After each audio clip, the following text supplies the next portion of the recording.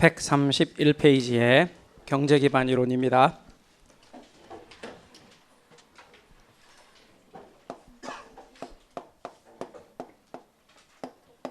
경제 기반 이론입니다.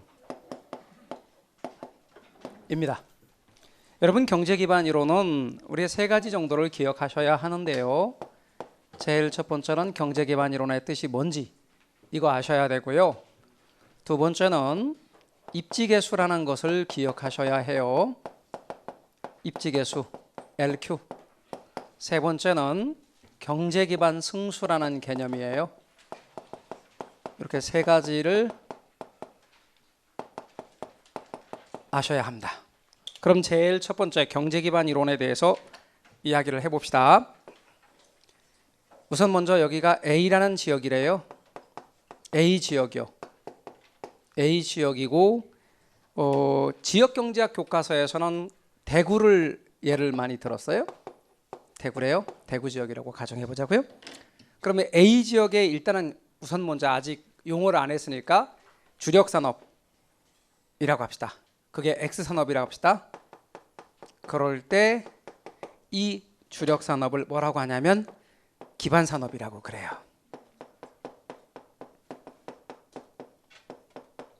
그리고 나머지 산업을 가리켜서 비기반산업이라고 그래요.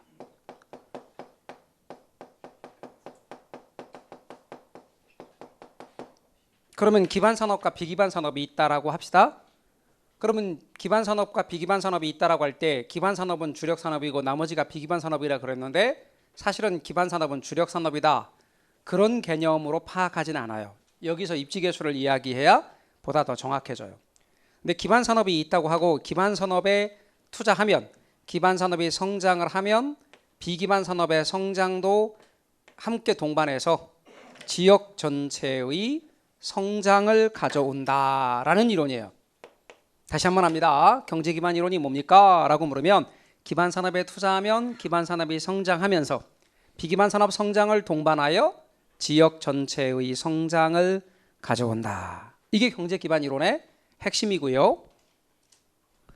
그럼 지역경제학 교과서에서 기반산업은 주로 뭐를 예를 들고 있느냐? 대구 하면 대표적인 산업으로 섬유 이렇게 했었거든요. 그래서 섬유산업을 기반산업이라 본다면 대구 지역의 기반산업으로 본다면 섬유산업에 투자했더니 여기에 성장이 다른 산업의 성장을 동반해서 대구 지역 전체의 성장을 가져오더라. 이런 의미거든요. 그랬더니 대구에 사는 어느 분이 옛날에 그 전에 있었던 회사에 제가 이제 있었는데 질문방에 질문했는데 대구에 안 살아서 잘 모르는 모양인데 섬유가 중국에 비해 경쟁력을 잃어버린 지 오래됐어요. 이렇게 올려놨더라고요. 그거는 잘 몰라서 그래. 그분이. 이거는 경제 기반 이론이 뭔 말인지 몰라서 그런 표현을 하는 거다.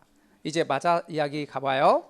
입지계수가 뭐냐? 여러분, 입지계수는 기반산업 판별지표예요. 기반산업 판별지표. 자, 기반산업 판별지표인데 입지계수를 제가 좀 전에 LQ라고 표현한다 그랬죠. 이 LQ로 표현하는데 요거는 분수분의 분수예요. 분수에서 분수예요. 분수분의 분수. 그럼 제가 분수에서 분자 부분하고 분모 부분으로 먼저 구분을 하라고 그랬어요. 그렇죠? 근데 분자 부분에는 뭐를 표시하는 거냐면 알고자 하는 값, 구하고자 하는 값을 쓴다 그랬죠. 그럼 우리가 알고 싶은 지역을 먼저 얘기해야 돼. 알고 싶은 지역 어디예요? A 지역이잖아. 그럼 A 지역을 여기다 쓰는 거예요. A 지역 이렇게. A 지역을 알고 싶은 거거든요. 그러면 A 지역을 어디하고 비교하게 해요? 예, 여러분 A 지역을 어디하고 비교하냐면 중국하고 비교하는 거 아니에요. 대구를 중국하고 비교하는 게 아니라 전국하고 비교하는 거예요. 중국이 아니라 전국이다. 그러니까 거기에 중국이 나오면 안 된다. 따라서 대구 지역의 섬유를 전국의 섬유와 비교하는 거예요. 말뜻 이해가 되셨나요? 전혀 중국과의 경쟁력 그런 얘기 아니에요. 여기가. 자, 그 다음 또다시 A 지역의 다시 분자 부분과 분모 부분으로 이것을 구분을 해요. 다시 한번 분자 부분하고 분모 부분으로 구분을 해요. 이렇게 구분을 하면 분자 부분에는 알고자 하는 값, 구하고자 하는 값을 쓰고 분모 부분에는 그것과 비교하는 값을 써야 되는데 이제 산업을 알고 싶은 거죠. 우리가 알고 싶은 산업은 무슨 산업? X산업이죠. 섬유 X산업을 여기다 쓰는 거예요. 그리고 X산업을 무엇과 비교하냐면 전체 산업과 비교하는 거예요. 항상 전체와 비교하는 겁니다. 전체 산업에서 섬유 산업이 차지하는 비중을 따지는 거예요. 분자는 전체 X산업이고 분모는 전체 산업이다. 분모는 전체 산업입니다. 이렇게요. 그럼 뭘 비교하느냐? 끄트머리에 이렇게 고용자 수, 끄트머리에 고용자 수와 생산액을 비교해요. 이렇게 고용자 수와 생산액을 비교한다. 뭔 얘기인지 아셨죠? 그리고 고용자 수와 생산액을 비교하는데 숫자 뭐와 비교하느냐? 1과 비교해요. 제가 분수로 되어 있는 건 1과 비교한다 그랬죠? 1과 비교해서 1보다 크냐 작으냐를 따진단 말이에요. 1보다 크다라는 말은 A 지역의 X산업은 전국 X산업에 비해서 특화되어 있다 그 말이죠. 이러니까 이런 경우는 기반산업이다 라고 말해요. 기반산업이다 라고 말해요. 이것이 1보다 작다 이 말은 비기반산업이다 이렇게 말해요. 그러면 여러분이 유념하실 것이 기반산업과 비기반산업이 있는데 1보다 크면 기반산업, 1보다 작으면 비기반산업.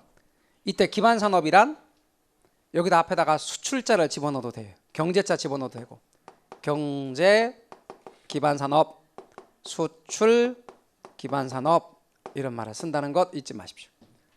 여기도 마찬가지로 비기반산업의 경우도 비수출 기반산업, 비경제 기반산업 1이면 전국 평균 수준에 해당된다. 이렇게 됩니다. 그래서 여러분께서는 입지계수의 의미를 잘 기억해 주시기 바랍니다. 그 다음 경제기반 승수. 경제기반 승수의 경우는 이렇습니다. 경제기반 승수란 기반산업이 얘가 1보다 커서 기반산업인 거 판별됐습니다. 그러면 기반산업에 100명의 고용을 증가시켰다고 가정합시다. 기반산업에 100명의 고용을 증가시켰다면 과연 지역 전체는 몇 명의 고용 증가 효과를 가져올까? 몇 배? 기반산업의 몇 배? 기반승수가 만약에 5라고 한다면 5배 100명의 고용 증가를 가져올 것이다. 말뜻 이해가 되십니까? 그러니까 이렇게 되는 거죠. 경제기반 승수란 기반산업의 증가분, 기반산업의 증가분, 고용 증가분이라고 합시다. 기반산업의 고용 증가면 100명 곱하기, 그리고 여기는 승수예요. 항상. 그러니까 무슨 승수냐면 기반승수. 기반승수.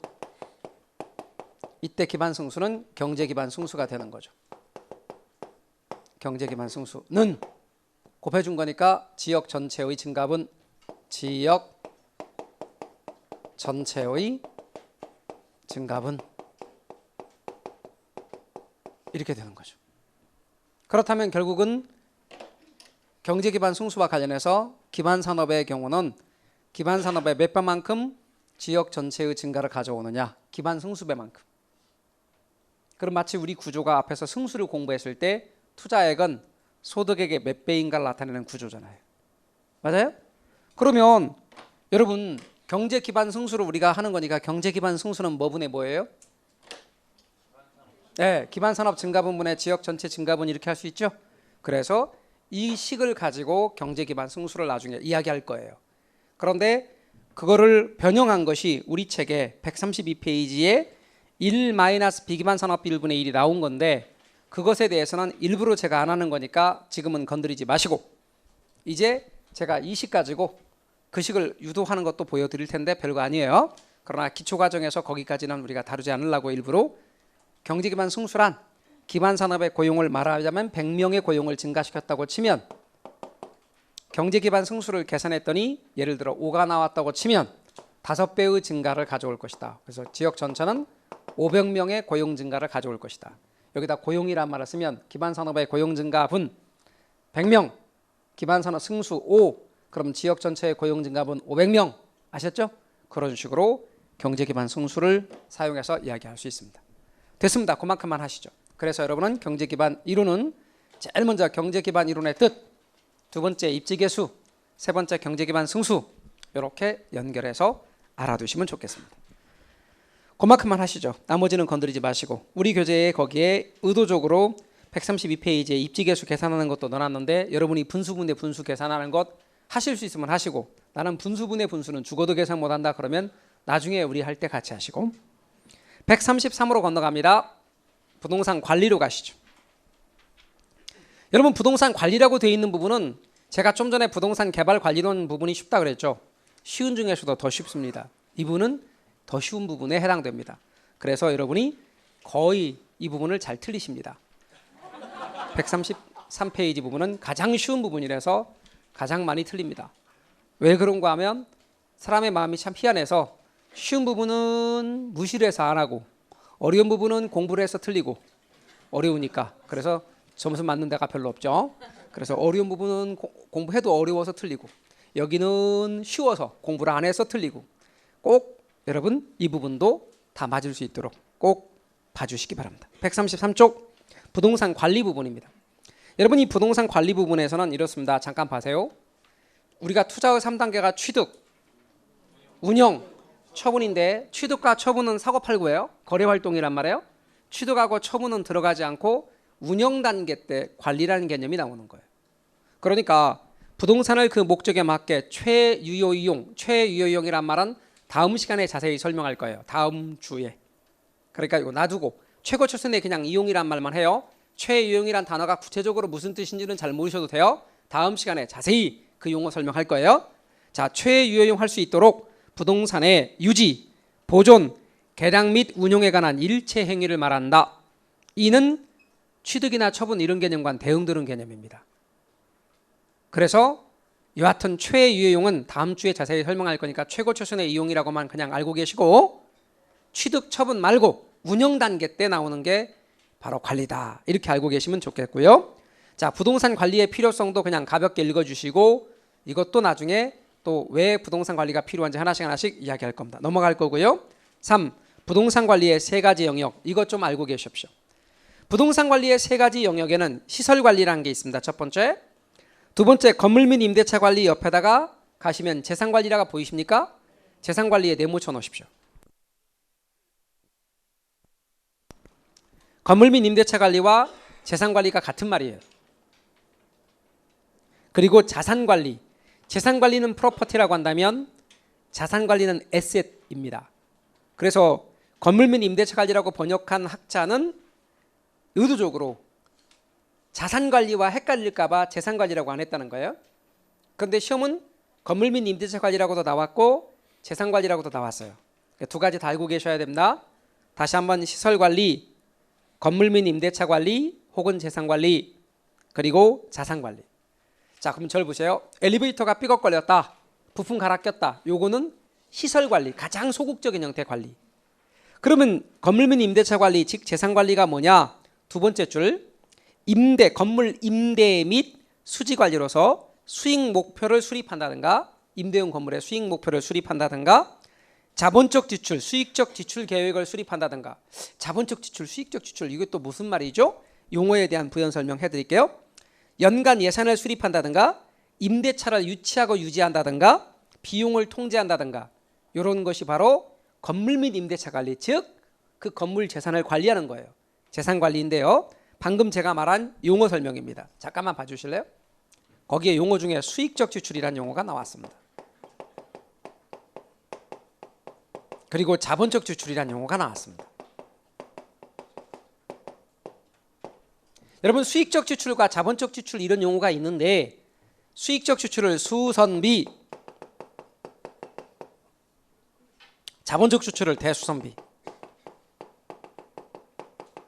이렇게 수익적 지출, 자본적 지출. 그러면 요거는 뭐냐면 현상 유지비. 요거는 뭐냐면 가치를 높이기 위한 비용. 자, 그럼 지금부터 여러분 좀 이해를 위해서 제가 좀 더 이해를 위해서 농담, 순전히 농담입니다. 거기에 다른 의도 없습니다. 자, 농담을 갖고 말하면, 자, 여러분 갑순인지 알아보려면 매일같이 화장을 해야 된대요. 어느 날 갑자기 화장을 못하고 나오면 갑순인지 못 알아본다면서요. 그럼 갑순이 화장품값, 그거는 뭐에 해당되고? 그렇죠, 잘하시네. 수익적 지출, 수선비에 해당되고. 갑순이 1년 만에 봤는데 얼굴이 달라졌다? 리모델링 했죠? 대수선비에 해당된다. 자본적 지출이다. 뭔 말인지 아셨죠? 그래요. 그러니까 공법에서는 수선비라고 부르는 거예요. 대수선비라 부르고. 그러면 이 수익적 지출은 수익적 지출, 자본적 지출은 회계 용어인데 부동산학에서는 이 용어들을 다 쓰고 있어요. 그러면 수익적 지출, 수선비는 지금 건물 현상을 유지한 비용, 이 현상을 유지하기 위한 비용, 요게 뭐고? 수익적 지출이고, 건물 어느 날 리모델링을 해야 되는데 그렇게 나가는 비용은 어디에 해당되고? 자본적 지출이고. 그래서 임대차 하는 과정에서 수익적 지출이나 자본적 지출 계획을 수립하는 것도 건물 및 임대차 관리에 들어간다는 거예요. 아셨죠? 이제 좀 감 잡히죠? 자, 그다음 자산 관리. 여러분 부동산을 사고 팔고 하는 거예요. 매입과 매각. 그런데 부동산 아시다, 가격은 낮을 때도 있고 높을 때도 있어요. 그럼 어느 때 사고 어느 때 팔아야 돼요? 쌀 때 사서 비쌀 때 팔아야 자산 관리의 기본이에요. 그래서 부동산의 매입과 매각이나 포트폴리오 관리라든가 기업의 부를 극대화하기 위한 관리들은 전부 다 어디에 해당되냐면 자산 관리에 해당돼요. 그래서 이 세 가지 관리 중에서 제일 중요해요. 가장 적극적 관리고 기업의 부를 극대화하기 위한 관리예요. 개인에게 있어서 자산 관리가 되게 중요해요. 자산 관리에 신경을 쓴 사람과 그렇지 않은 사람의 경우는 엄청나게 차이가 나요, 나중에. 자, 넘어가시죠. 134. 부동산 관리의 내용으로 가면 부동산 관리 역시 법경기, 법률적, 경제적, 기술적 관리로 법경기 관리로 이야기를 합니다. 법률적 관리, 경제적 관리, 기술적 관리, 법경기 관리를 이야기한다 이 말이죠. 이때 부동산 관리의 방식으로 넘어가시면 부동산 관리의 방식으로 넘어갑시다.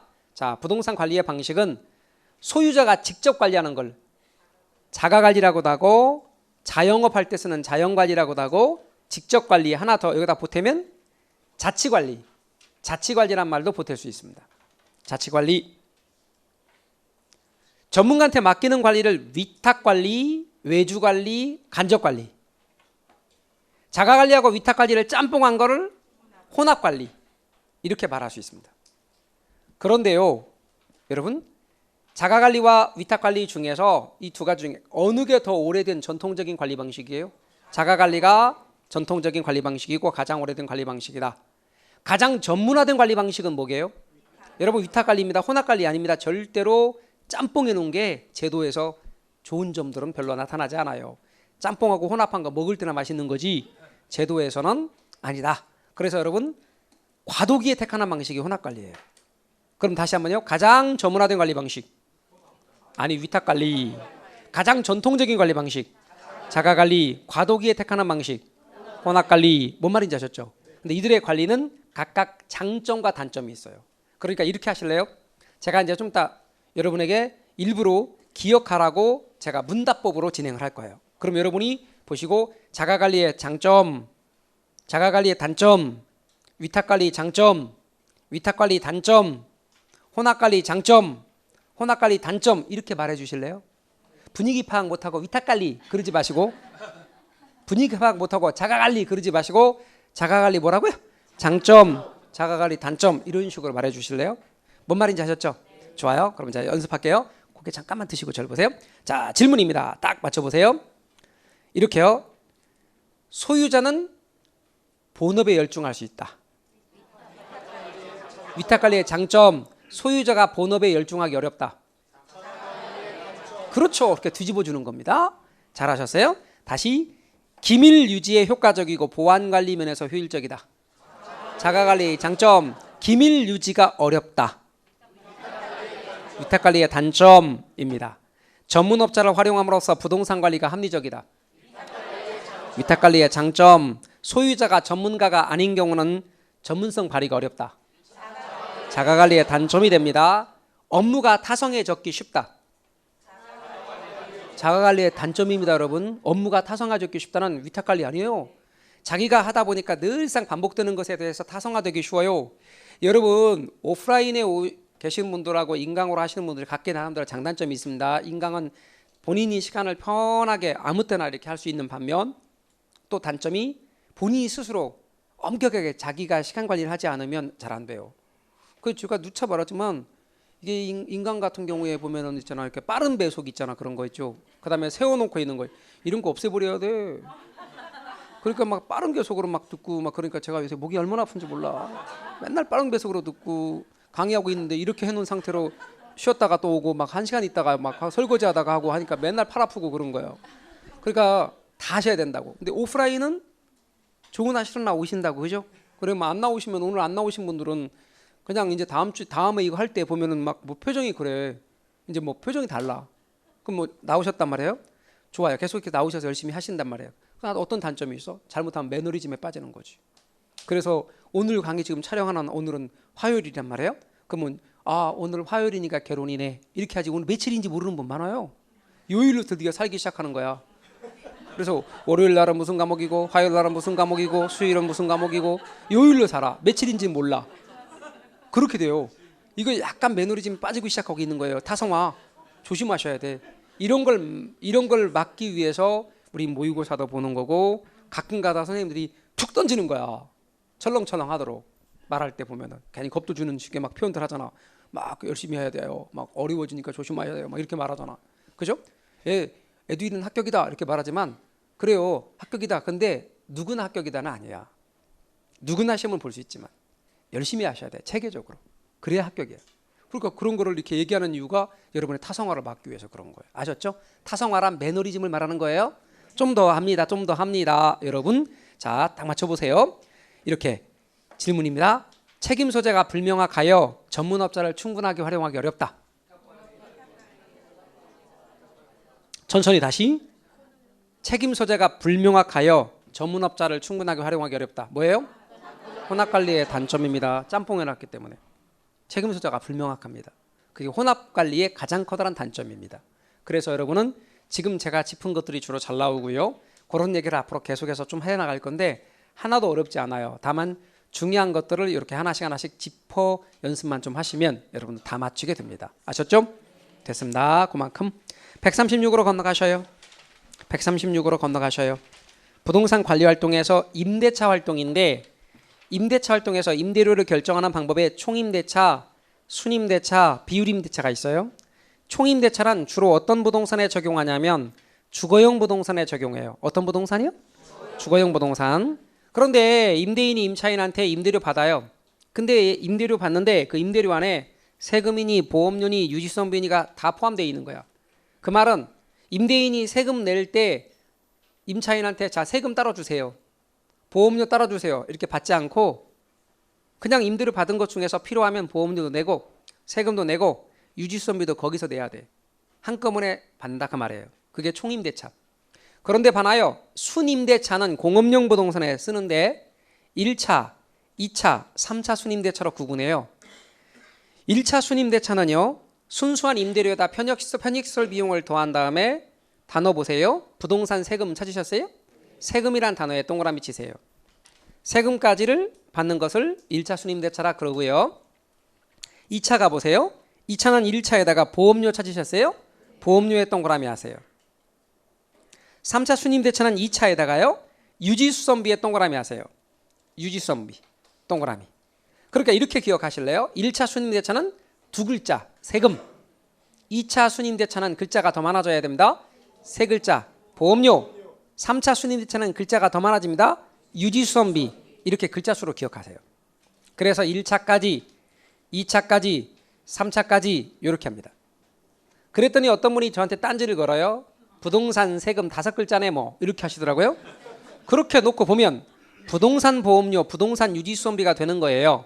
그러니까 그런 식으로 하지 말고 마음을 곱게 쓰시고 그냥 두 글자, 세 글자, 5글자, 글자 수가 많아지는 대로 기억해 주세요. 몇 차가 가장 일반적이냐면 3차가 가장 일반적이에요. 이해 가셨어요? 어떤 분이 3차 순임대차, 3차가 뭐예요? 그랬더니 노래방이요 그러던데 절대 술 마시러 가는 순서 아니에요. 그러니까 1차, 2차, 3차 이렇게 있다. 뭐가 가장 일반적이다? 3차가 가장 일반적이다. 3차 그러면 글자 수가 가장 많은 유지선비까지다. 이렇게 해야 돼. 아셨죠?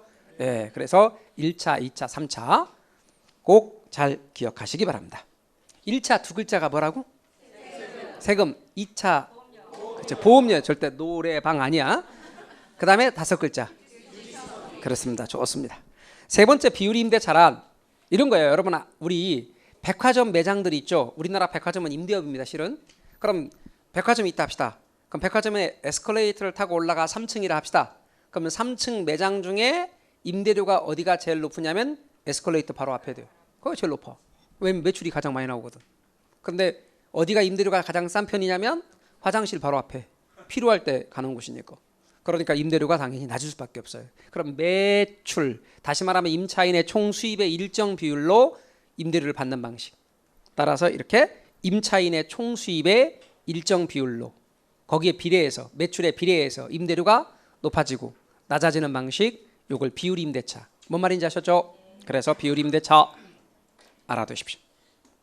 그 다음 밑으로 내려가셔서 대상부동산의 유지활동입니다. 유지활동인데요. 다시 부탁드립니다. 이런 거 일일이 다 외워야 되나요? 이런 질문 하지 마요. 이렇게 우리가 먼저 내용 이해하고 넘어가고 하다 보면 상당히 많은 부분을 우리가 할 수 있습니다. 지금 저한테 다 외워야 되나요? 라고 물어보면 당근이죠. 제가 이렇게 말해야 합니다. 다 외워야 됩니다. 시험 보려면. 그러면 이렇게 되죠. 그러면 막 스트레스 받죠. 그러니까 그렇게 하지 말자고요. 다시 한번 합시다. 대상부동산의 유지활동에서 일상적이란 말에 동그라미 치세요. 일상적 동그라미. 그리고 두 번째 줄 끄트머리에서 세 번째 줄 정기적의 동그라미 하시오. 여러분 일상적과 정기적은 같은 말이죠. 일상적, 정기적입니다. 그리고 이제 앞에 늘 수행이란 말에 밑줄에 놓으십시오. 늘 수행.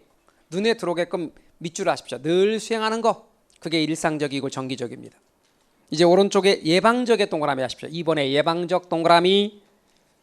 세 번째 줄에 사전적의 동그라미. 예방적이 사전적입니다, 여러분. 다시 예방적이 사전적이에요. 근데 예방적 사전적은 뭐냐면 두 번째 줄에 문제가 발생하기 전 밑줄 하십시오. 문제가 발생하기 전에 하는 것. 그게 예방적이고 사전적입니다.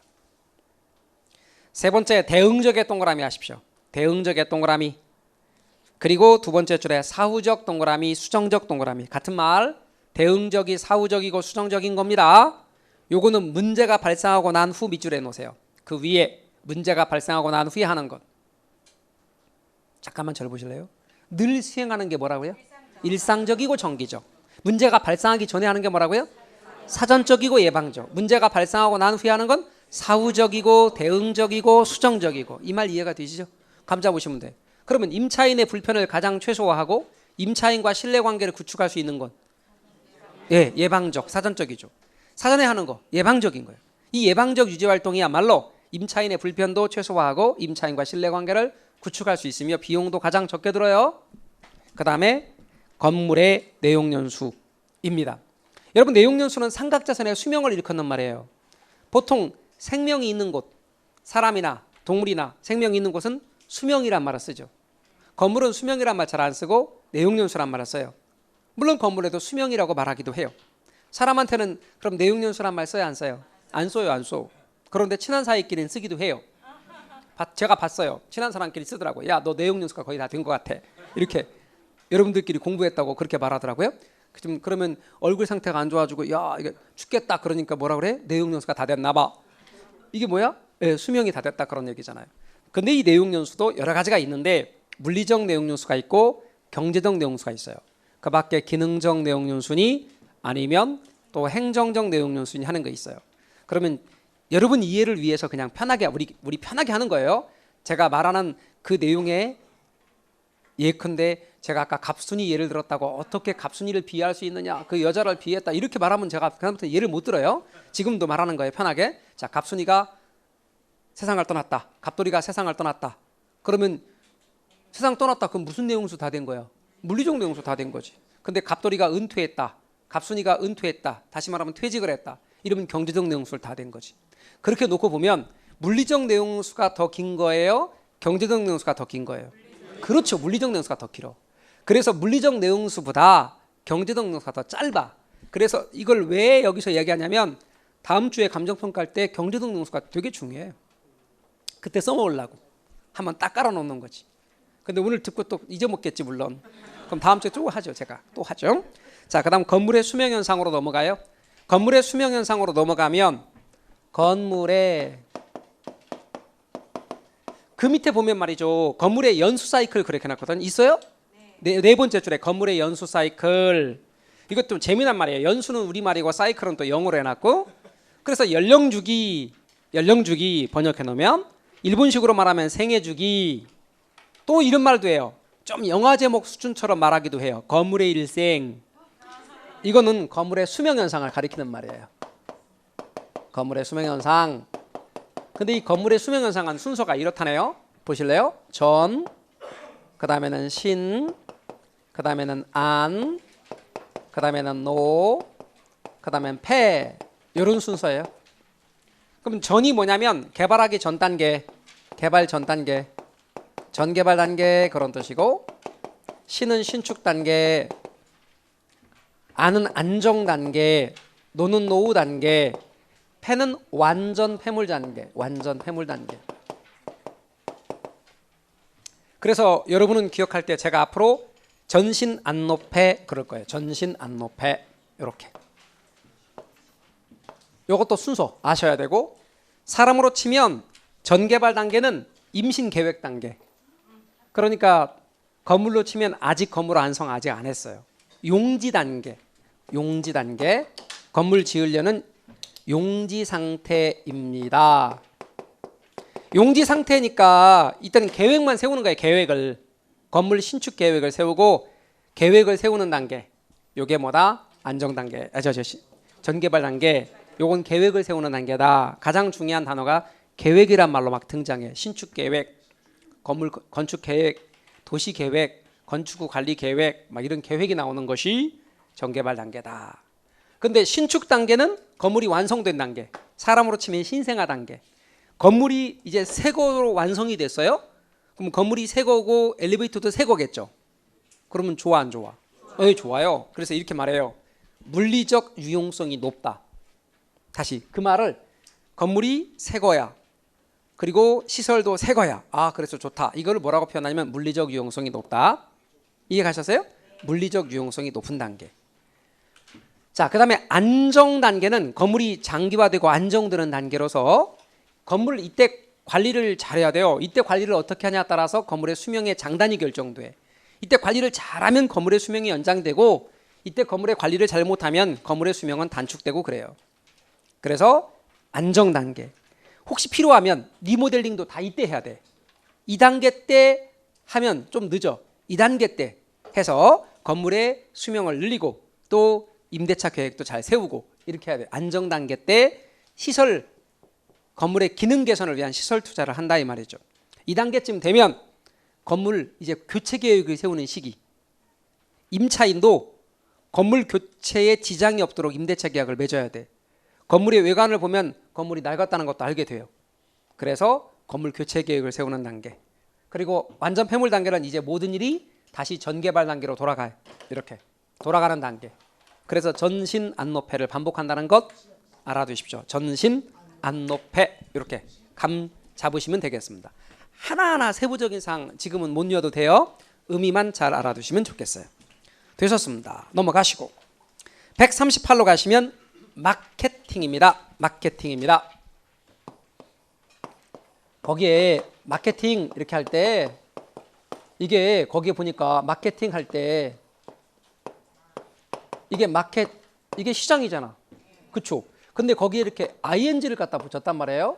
그러면 영어 단어에 명사에다 이렇게 보통 ing를 붙이지 않거든요. 그런데 ing를 붙여가지고 마케팅 이렇게 갖다 신조어처럼 만든 거예요. 그러면 시장이라는 시장 활동을 현재 진행형으로 만드는 것, 시장 활동을 활성화하는 것, 이런 개념으로 마케팅이란 개념이 나오게 됐어요. 그럼 부동산 마케팅이 뭐냐? 부동산 마케팅이란 부동산과 부동산업에 대한 태도나 행동을 형성하고 유지하고 변경하기 위해 수행하는 활동, 이게 부동산 마케팅이에요. 그럼 부동산업에 대한 거 한번 생각해 봅시다. 그 중에서도 중개업에 대해서 한번 생각해 봅시다.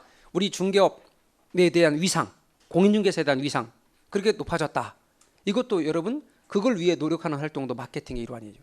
일반적으로 사람들이 생각할 때 공인중개사의 위상이 또는 부동산 업에 대한 이 위상이 높아졌다. 그래서 그렇게 인식을 바꾸도록 노력했다면 마케팅의 중요한 하나의 포인트고 또는 우리가 해야 될 일이죠. 저는 우리 공인중개사 에듀윌에 공부하는 분들이 합격도 많이 하시고 나중에 협회나 이런 데서 좀 활동을 하셨으면 좋겠다 이런 생각을 개인적으로 가져요. 우리 합격하신 분들 대화 나눠보면 정말 훌륭하신 분들 많더라고요. 좋은 생각들 많이 가지고 계신 분도 많고 이런 분들이 좀 많이 이렇게 협회나 이런 데 참여도 하시고 해서 나중에 이렇게 전체 우리 공인중개사 위상을 높이는 쪽으로 가셨으면 그런 생각도 개인적으로 갖습니다. 마케팅이라는 의미 알아두시되 시험에 주로 나오는 부분은 앞쪽 아니에요. 점프 140페이지 부동산 마케팅의 전략으로 갈게요. 자, 시험에 나오는 부분은 부동산 마케팅의 전략이라고 되어 있는 부분입니다. 그 부분이 시험에 나옵니다. 어렵지 않고요. 딱 정해져 있습니다. 그냥 간단합니다. 그래서 그 부분에 대해서 여러분은 좀 알아두셔야 됩니다. 부동산 마케팅의 전략입니다. 생각보다 별거 아닌데도 불구하고 잘 나오는 편에 속합니다. 그러니까 아까 우리가 4개를 중요하다 그랬는데 하나 더 중요한 걸 첨가한다면 여러분 140페이지 부동산 마케팅의 전략 부분도 잘 기억하셔야 될 부분 중에 하나입니다.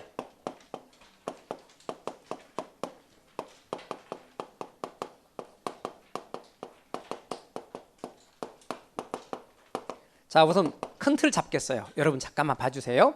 가장 먼저 등장한 부동산 마케팅의 전략은 시장, 그렇죠, 점유 마케팅 전략입니다.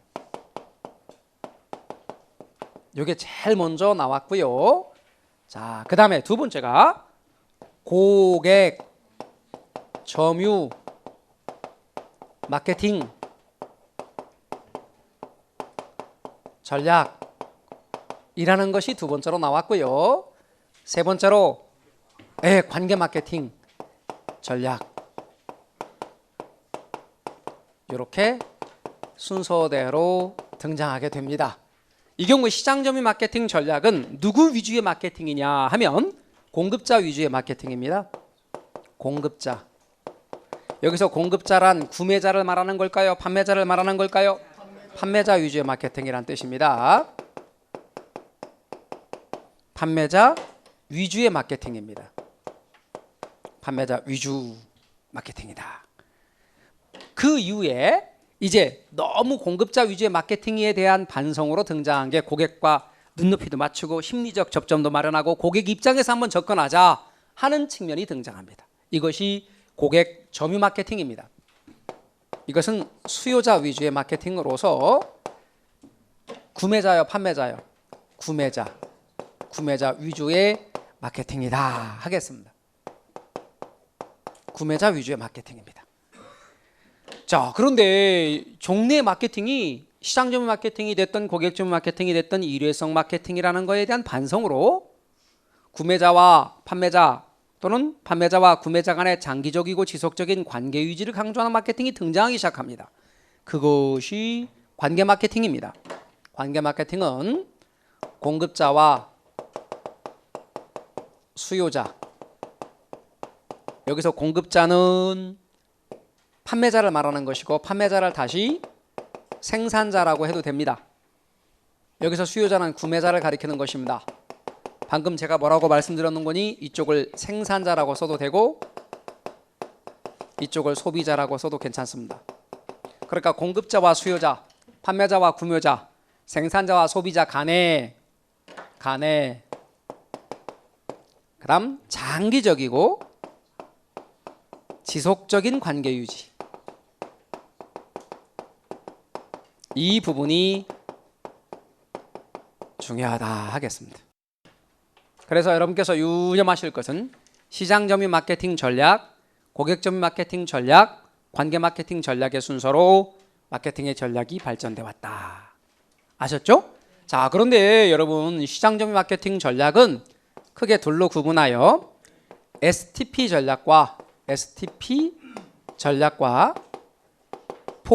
네 가지 P 믹스 전략, 포피 믹스 전략, 이렇게 SP 전략과 포피 믹스 전략이 있는데 여기서 STP 전략은 영어의 그 단어들 앞자를 따서 한 거예요. S는 세그멘테이션.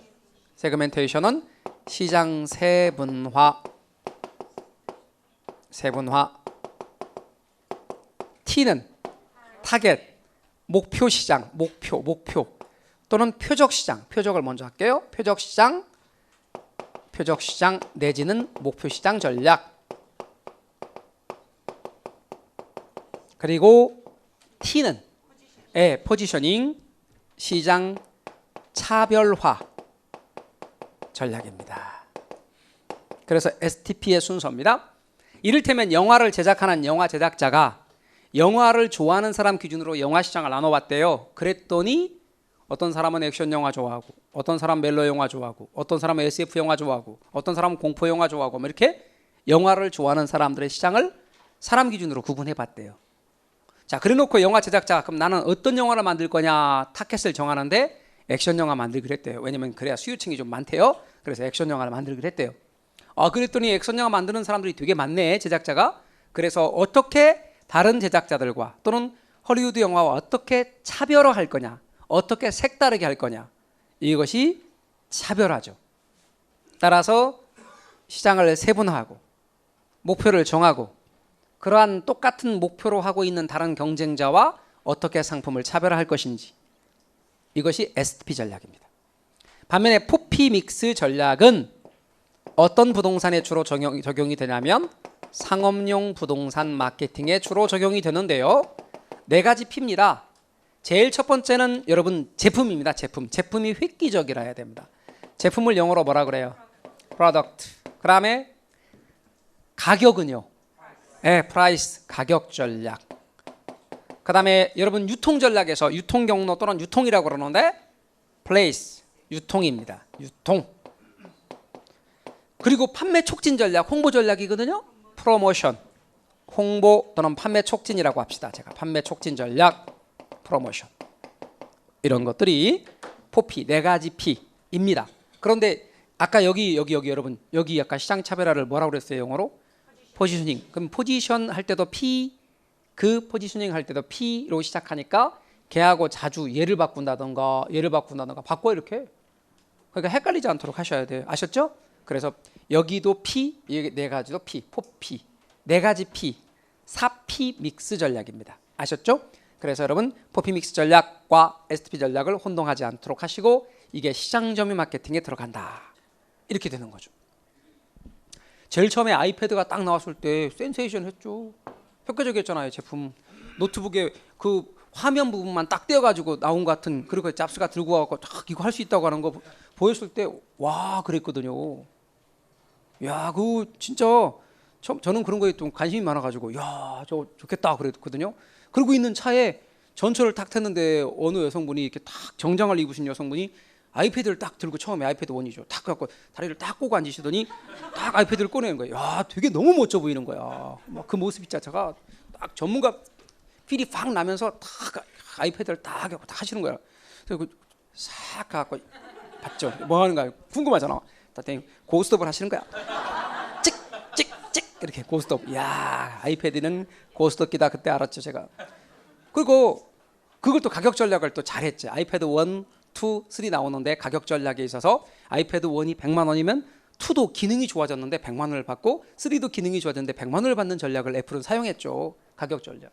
유통에 있어서 우리 KT하고 결합해가지고 우리 망에 들어오면서 유통 전략을 썼죠. 그리고 사람들 줄 세우는 전략. 그래갖고 밤새워가지고 막 건져온 사람 줄 세우는 전략, 판매 촉진 전략도 잘 썼죠. 그래서 실제로 애플 잘 팔렸던 거죠. 아이패드나 아이폰 같은 경우. 그래서 이런 포피믹스 전략, 상업용 부동산에서 주로 많이 쓴다는 것 알아두십시오.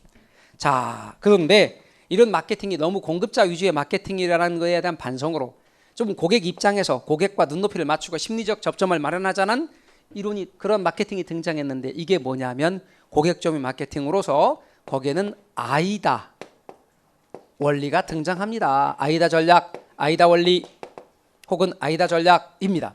그럼 이 아이다 원리 또는 아이다 전략은 뭐냐? 제일 첫 번째, 여러분 A가 뭐예요? 네, 어텐션. 이게 주의와 주목을 딱 끌어야 돼요. 사람들 딱 주목을 딱 끄는 거예요. 아이다, 이거 아이다라고 읽어요. 오페라 아니에요. A, attention, 주의를 끄는 거예요. I는 뭐예요? interest, 흥미와 관심을 유발해야 돼. 오, 괜찮은 걸 하고 흥미, 관심을 유발해야 돼요. 그리고 D는 뭐예요? desire. 오, 나 저거 사고 싶어. 드디어 그거 사고 싶어 하는 욕망을 불러일으켜야 돼. 그리고 A는 뭐예요? 액션. 드디어 나도 모르게 줄 서 있는 거 있죠? 행동에 옮기도록 해서 사게끔 만들어야 돼. 고객의 심리 법칙 4단계를 이야기하고 있는 거예요. 그래서 아이다 전략 혹은 아이다 원리 이렇게 보통 말을 한다는 것 알아두십시오. 그래서 고객 전문 마케팅입니다. 관계 마케팅이라고 하는 것은 종래의 마케팅이 일회성 마케팅이라는 것에 대한 반성으로 말하자면 공급자와 수요자, 판매자와 구매자, 생산자와 소비자 간의 장기적이고 지속적인 관계 유지를 강조하는 마케팅이 등장하며 드디어 옛날에 아파트들은 무슨 대림 아파트, 현대 아파트, 무슨 아파트, 동아 아파트 뭐 이랬었잖아요. 벌써 까먹었어요? 그랬었죠. 그런데 드디어 아파트에 브랜드가 등장하기 시작한 거예요. 무슨 아파트 시절만 하더라도 맨날 하자보수하고 바빴거든요. 그런데 아파트에 브랜드 개념이 등장하면서 한 브랜드의 성공이 다른 브랜드의 성공으로 연결이 되기 시작하는 거예요. 그러면서 이제 관계 마케팅 이런 게 아주 중요하게 시작됐고, 그래서 실제로 아까 말한 것처럼 공급자와 수요자 간의 관계 유지를 강조하는 마케팅. 그러니까 아파트 브랜드 개념이 등장하면서부터 하자보수 같은 경우가 그러니까 하자가 있다는 얘기가 부쩍 줄기 시작한 것이 우리 아파트 값이 떨어질까봐, 그리고 저쪽에서는 브랜드 떨어질까봐, 그러고 그래서 어때요? 우리 바깥에 소문내지 말고 우리 만나서 해결하자 이러는 거지.